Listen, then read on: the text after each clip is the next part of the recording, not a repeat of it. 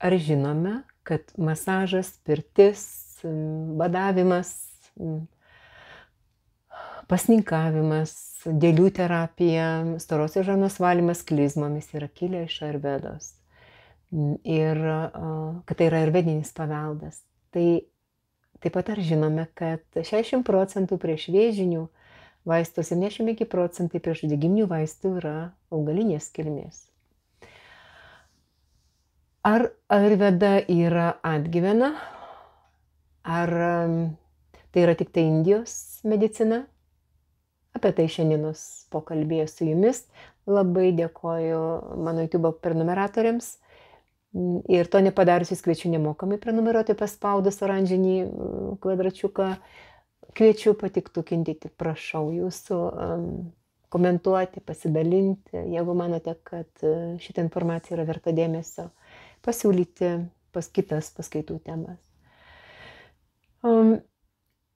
20 amžiaus pradžioje apie Ajurvedą labai daug rašė mūsų šviesuolis Vidūnas Vilhelmas Starosta, tuo metu išsigydęs savo nepagydomą tuometinės medicinos siūlomais vaistais ligą džiovą. Iki pat gyvenimo pabaigos jis šios senosios medicinos žinias skleidė kitiems.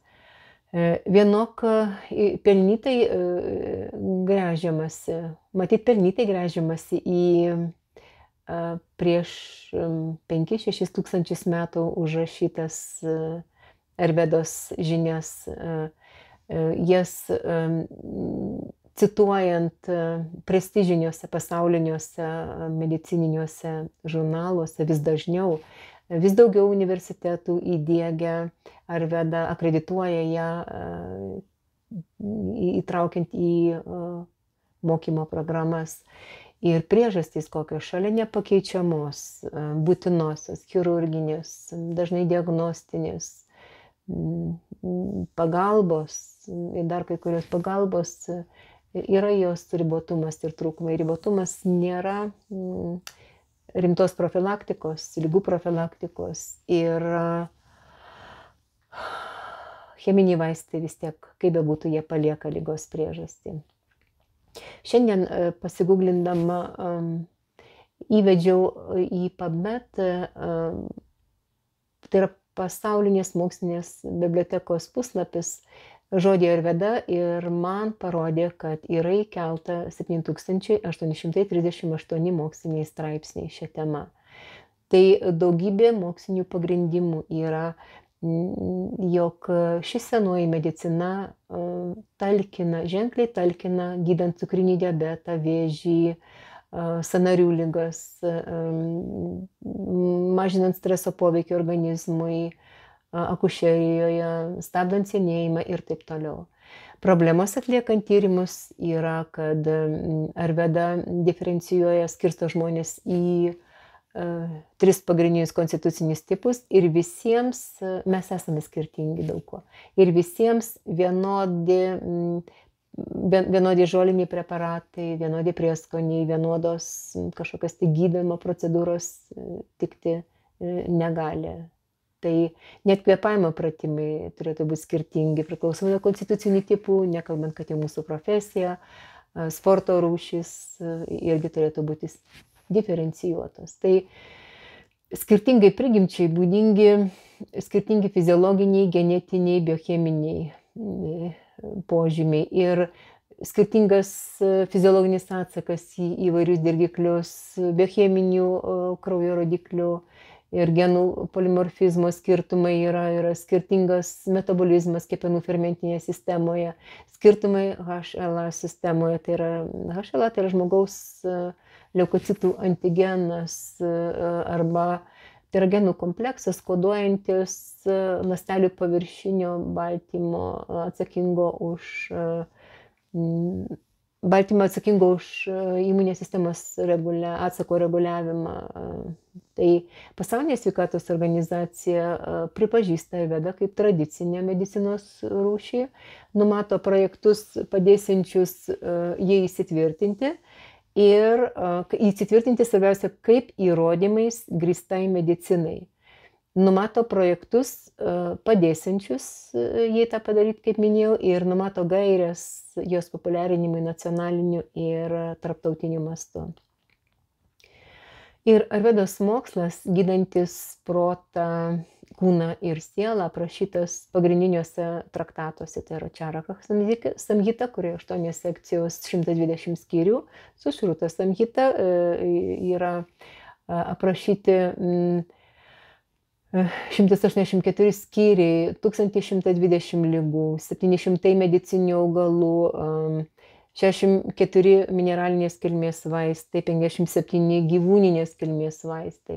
Ir dar yra toks aštanga hridaja, tai yra šitų dviejų anksčiau mano minėtų veikalų santrauka, kurie yra 120 skyrių.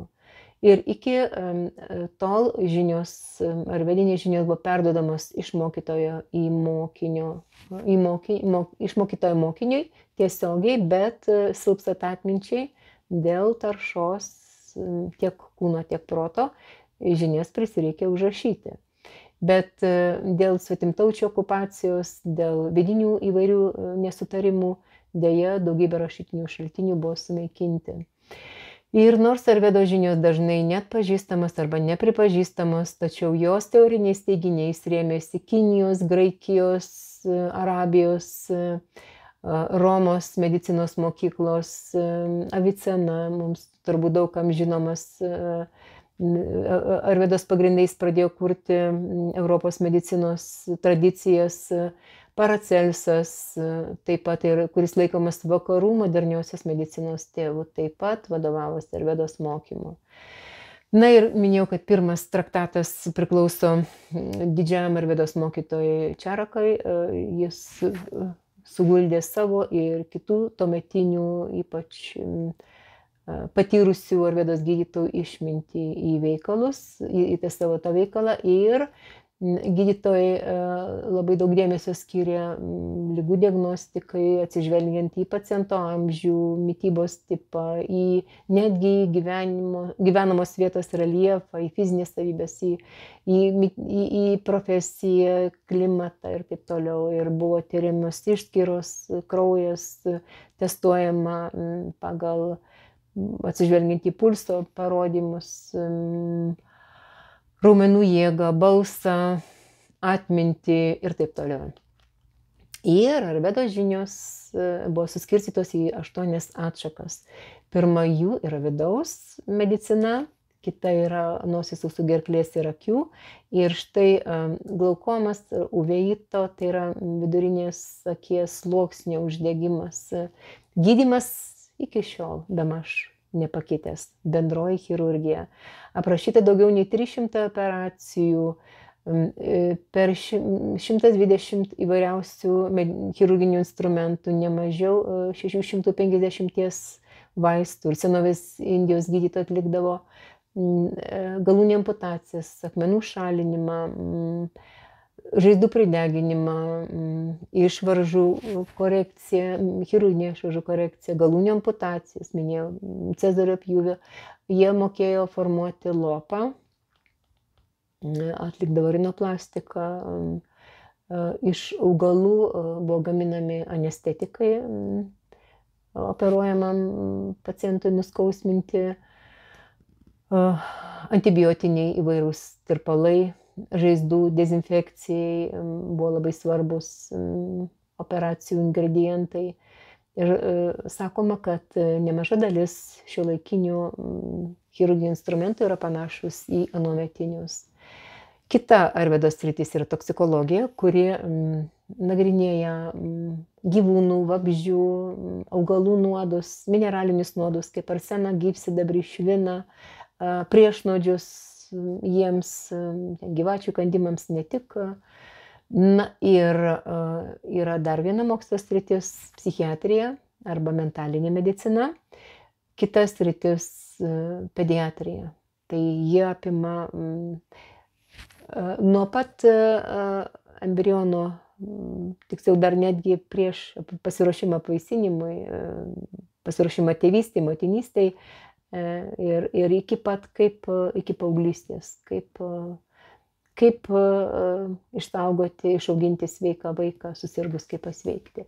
Labai svarbi Arvydo sritis yra geriatrija, arba taip pat rasajana. Rasajana yra atjauninantis preparatai, atjauninantis maistas ir labai išsamios žinios apie toksinų kaupimosi priežastis, apie jų šalinimo būdus, giluminis organizmo valymas, pančakarma iki šiandienos žinomas, begaliniai paveikus. Ir pančakarmos efektyvumą įrodo daugybė mokslinių tyrimų, kurie atliekami sergant bronchinė astma, pavyzdžiui, cukriniu diabetu, lėtiniu sinusitu, odos lygomis, artritu, nemiga, kolitu, aš nežinau kokiamis dar savybėmis, visokių autoimuninėmis lygomis, tai yra nesavybėmis, atsiprašau. Ir paskutinis Arvydos skyrius yra akušerija. Tai yra mokslas apie tai, kaip maitintis būsimai mamai visus 9 mėnesius skirtingai, nes poreikiai yra skirtingi. Pats žodis Arveda susideda iš 2 skyrių, tai yra Ajuš ir Veda. Ajuš tai reiškia gyvenimą, Veda žinios arba dživada.